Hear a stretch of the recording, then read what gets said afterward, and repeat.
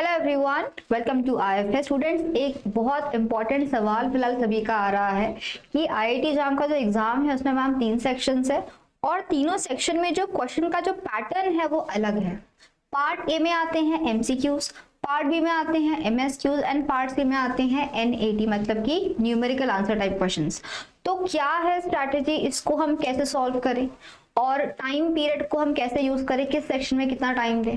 तो मैंने आपका जितना पेपर देखा है, आपको आपके जितने क्वेश्चंस पूछे गए थे उस हिसाब से मैं आप लोगों को कुछ चीजें बताती हूँ। ठीक है, now what should be the correct approach to solve the paper? What should be the correct approach to solve these 3 kind of questions?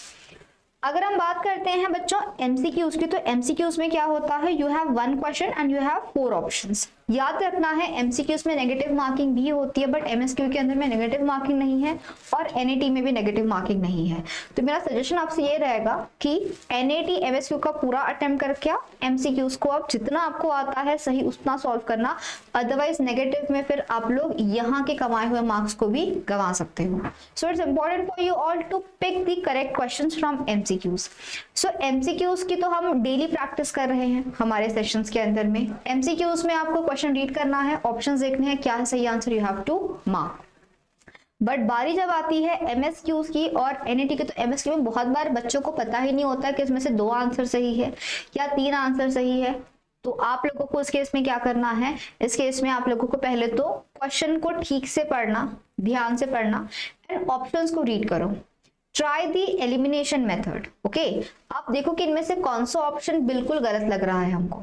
जो ऑप्शन आपको लगता है कि बिल्कुल गलत है उसको आप लोग एलिमिनेट करके बाकियों को बिल्कुल सही आंसर मार्क करके आना है। ठीक, और एमएसक्यू में आप तभी सही आंसर्स बता पाओगे जब आप लोगों की रिवीजन उतनी प्रॉपर तरीके से रहेगी। So for this students please please please एक रिक्वेस्ट आप सभी से कि आपको जितना भी सिलेबस है, आई थिंक अब तक तो आप सबने पूरा सिलेबस कंप्लीट कर लिया है पढ़ना, अभी रिवीजन पे फोकस करो।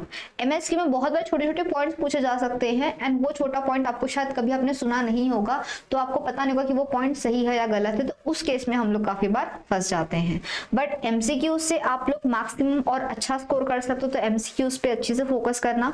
एमएसक्यू में से जितना आप एलिमिनेशन मेथड यूज कर सकते हो, just try to eliminate the incorrect options और जितना आपको करेक्ट लगता है उसको आप लोग मार्क करके आना।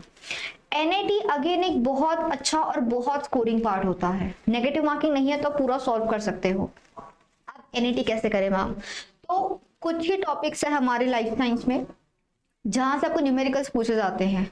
फिजिक्स, केमिस्ट्री, मैथ्स से वहां से न्यूमेरिकल्स पूछे जाएंगे डेफिनेटली, बट अगर हम बात करते हैं हमारे बायोटेक्नोलॉजी की, तो topics like we have this microbiology है, जेनेटिक्स है, बायोकेमिस्ट्री है, देन एवोल्यूशन में आपको पूछा जा सकता है, हार्डी जो इक्विलिब्रियम है, पॉपुलेशन जेनेटिक्स है, वहां से क्वेश्चंस पूछे जा सकते हैं।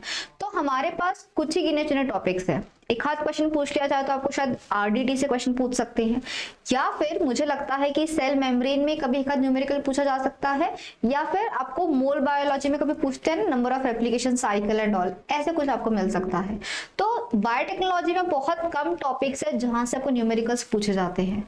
तो उन न्यूमेरिकल्स को, उनमें लगने वाले फॉर्मूलाज को आप अच्छे से रिवाइज कर लो और उस रिलेटेड जितने भी क्वेश्चंस की वैरायटीज आपको मिलती है उसको बिल्कुल प्रैक्टिस कर लेना है।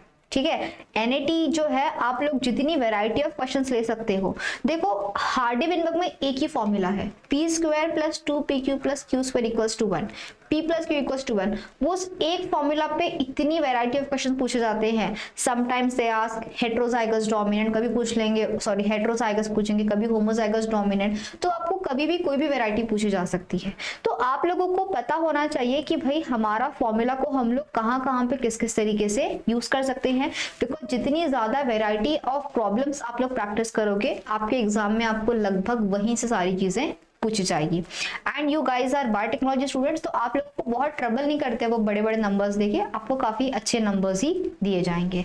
So for NET question students please सारे फॉर्मूलाज को लिख के रख लो, किस टॉपिक से कहां से न्यूमेरिकल्स पूछे जाते हैं उसको आप फॉर्मूलाज को लिख लो। उसमें लगने वाले जितने वैरायटी ऑफ क्वेश्चंस है, हमारी इतनी सारी प्रैक्टिस बुक्स है, प्रैक्टिस बुक्स में से जितनी भी एनईटी की वैरायटी आपको मिलती है उसको प्लीज प्रैक्टिस करते रहना। उसके अलावा आप चैनल्स पे ही देख सकते हो, हमारे इसी चैनल के ऊपर में इतने सारे वन शॉट रिविजन वगैरह अवेलेबल है केमिस्ट्री, मैथ, फिजिक्स के, जिसमें हम आपको पूरा एक समराइज करके देते हैं, जिसमें आपको सारे फॉर्मूलाज मिल जाएंगे, आपको सब चीज एक जगह पे मिल जाती है।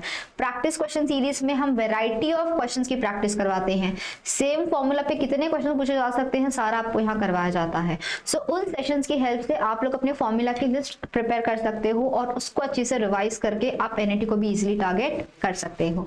So all the very best for your IIT jam exam students. MCQs को संभाल के सॉल्व करना बिकॉज नेगेटिव मार्किंग है। एमएसक्यूज में से जो क्वेश्चन जो आपको लगता है बिल्कुल गलत ऑप्शन है, eliminate those and go for the correct ones. और एनईटी का आपका प्रैक्टिस तभी हो सकता है, तभी आप सॉल्व कर सकते हो जब आपको सारे फॉर्मूलाज पता होंगे and how to use them आपको ये भी पता होगा। You should know which formula is useful in which particular question.